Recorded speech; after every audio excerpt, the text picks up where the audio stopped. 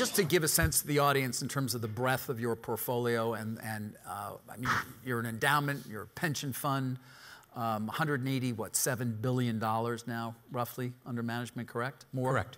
Okay. 2 thumbs up? Or oh, higher? that was a 2 thumbs up, oh, yes. Got it. Okay. 188. 8 is a lucky number. 188 billion. And, you know, Tyler did mention some of the pressures you're under. I mean, we should mention as well, Jagdeep, you guys did divest from fossil fuels and tobacco. That was a number of years back, obviously, correct? Correct. 2018. 2018. And so... We sold our investments in fossil fuels. You sold, right. When oil was a lot higher, I assume. Correct. How have you reacted more recently to the unrest on campuses, particularly last year, well, earlier this year, and the demands by one of your constituencies, and you have quite a few, students in particular, to divest? And what is the approach that you've taken, and what can you share in terms of best practices, perhaps, with some of the people in this room? Thank you for having me. You're welcome.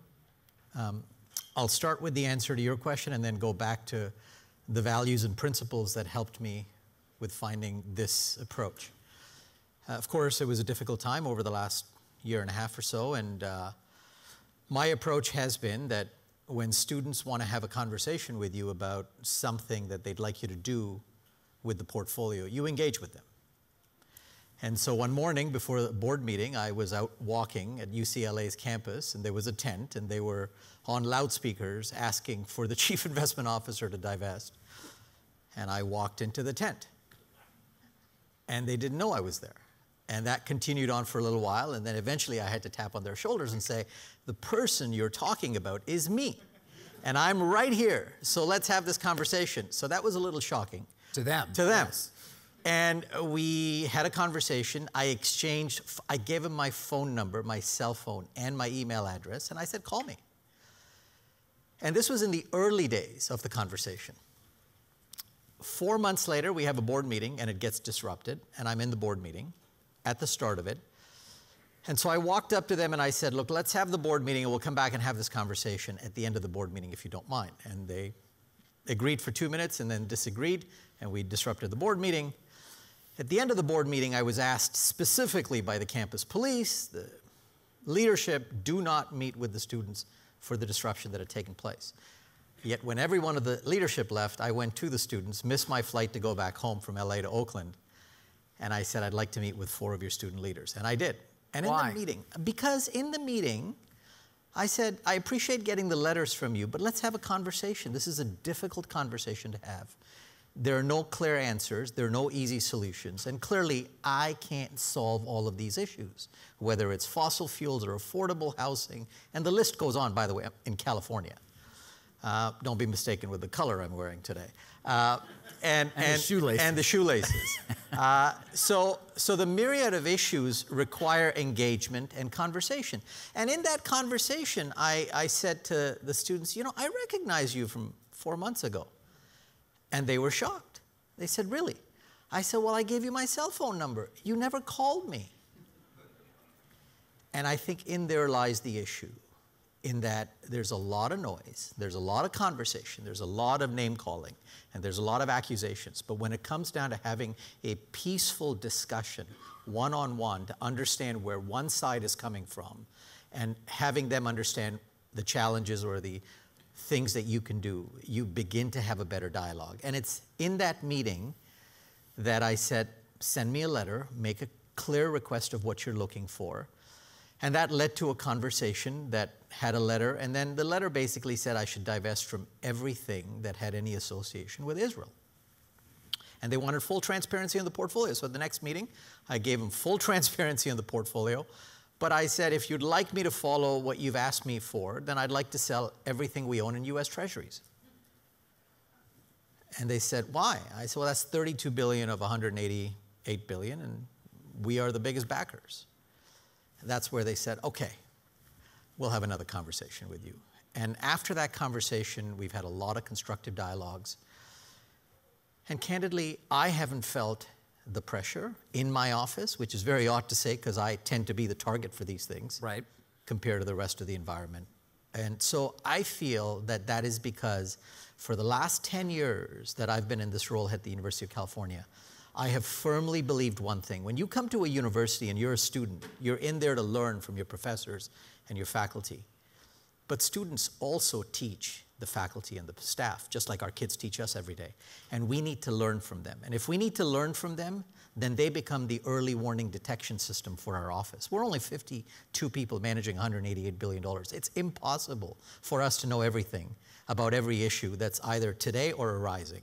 And so in that conversation, and an open dialogue and open access and transparency comes trust, and I do that at a grassroots level. So when these situations arise, we can at least engage on the discussion. Now this sounds so simple, but the difficulty is to actually do it, because the time it takes, probably 25 to 30% of my time. And you know what? And that was not time that you had allocated previously. No, but you know what? It's important, because it's more important for me to spend time on my campuses with our students than to be at an interview at CNBC. Because when the issues are tough, that's my customer base. That's whose money we manage. What about the difference then in approach? The decision to divest or sell fossil fuel related names, and in this case not to have done so?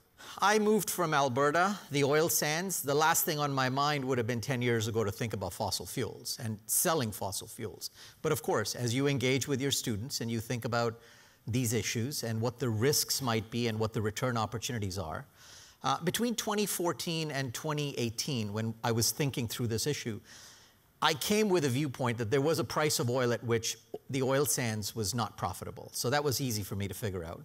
Then I thought coal would also have a similar challenge. And then, of course, oil prices kept running up. And I thought, if as investors we make judgmental choices every day, would I rather invest in Apple or Saudi Aramco? Would I rather invest in Apple or an oil and gas exploration and production company?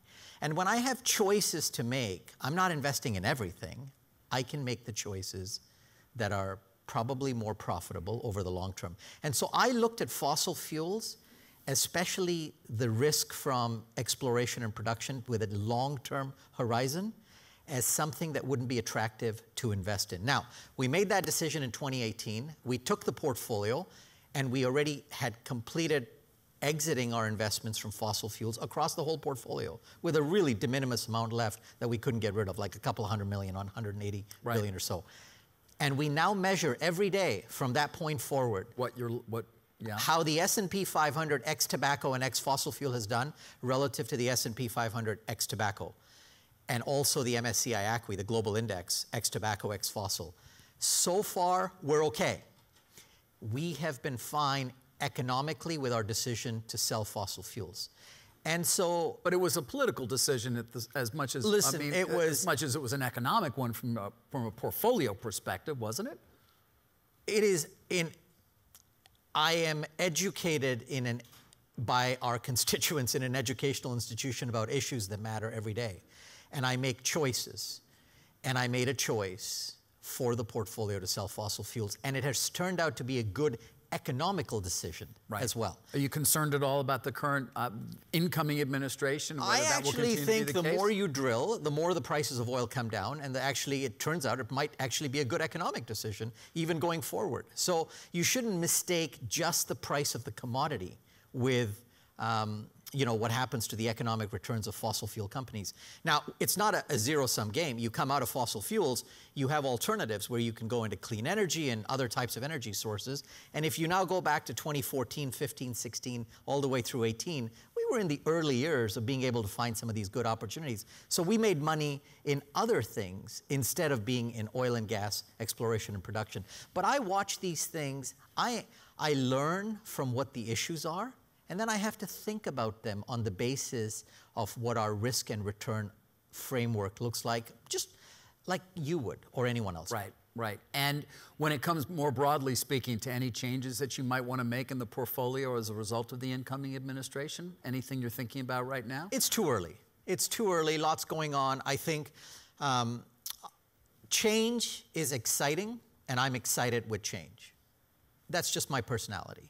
And there's going to be a lot of things that, if you go back to 2020, and we are an educational institution where we had the perfect storm of everything going wrong, from no housing, no students, no football games, and everything else, You had two choices. You could stick your head in the sand like an ostrich, or you could stick it out and say, you know, maybe this will be okay. We just need to figure out how to get out to the other end.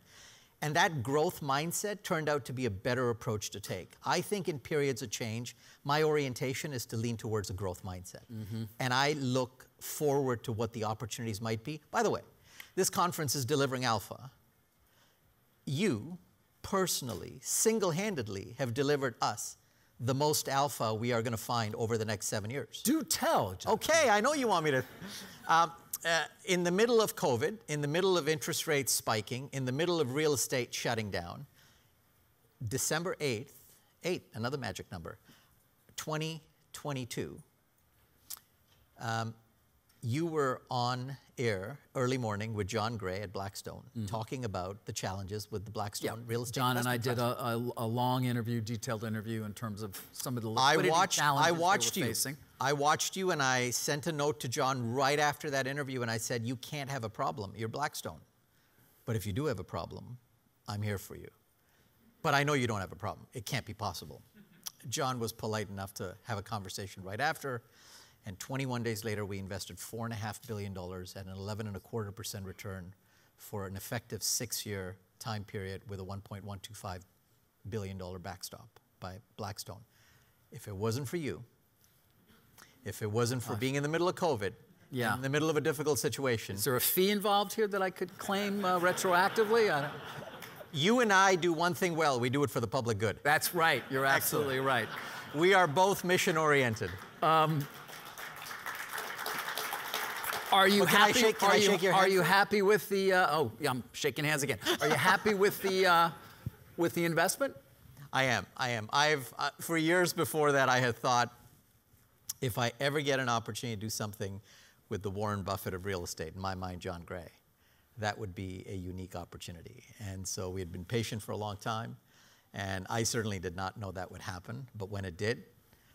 Well, you were able to take advantage of an opportunity. I don't know that many endowments, perhaps, that are able to be that quick at sort of jumping at something. Actually, agile. Probably any institutional investor.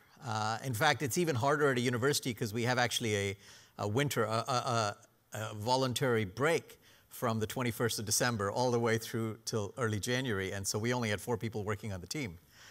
And none of them were real estate experts, so that even made it more fun, including myself, by the way. But I think, you know, we are, when I joined 10 years ago, we were about $90 billion in size. Today, we're 188. When I joined 10 years ago, we were 50 people. Today, we're 52. We do not try to replicate the Canadian model or the Yale model or the Harvard model or the Norwegian model. We've come to believe that the University of California is unique in its own right, and therefore we have the UC Investments way. And the most important thing about our culture is, first of all, less is more.